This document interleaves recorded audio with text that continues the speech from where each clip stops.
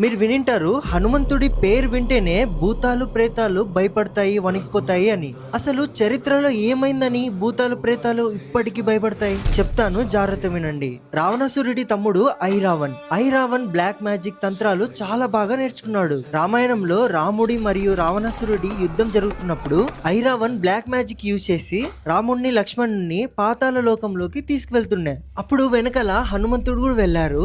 ఐరావన్ ని హనుమంతుడు ఎంత కొడుతున్నా ఇక్కడ చనిపోతున్నాడు, మళ్ళీ అక్కడ బతుకుతున్నాడు. హనుమంతుడికి అర్థమైతుంది ఇదేదో బ్లాక్ మ్యాజిక్ జరుగుతుంది నాతో అని. అప్పుడు తెలుసుకుంటాడు హనుమంతుడు 5 దిక్కుల్లో ఉన్న దీపాలు ఒకేసారి ఆర్పితే ఐరావన్ ని చంపచ్చు అని. కానీ 5 దిక్కుల్లో ఉన్న 5 దీపాలు ఒకేసారి ఎలా ఆర్పాలి? అప్పుడే హనుమంతుడు రౌద్ర రూపాన్ని ధరిస్తారు, పంచముఖి హనుమాన్.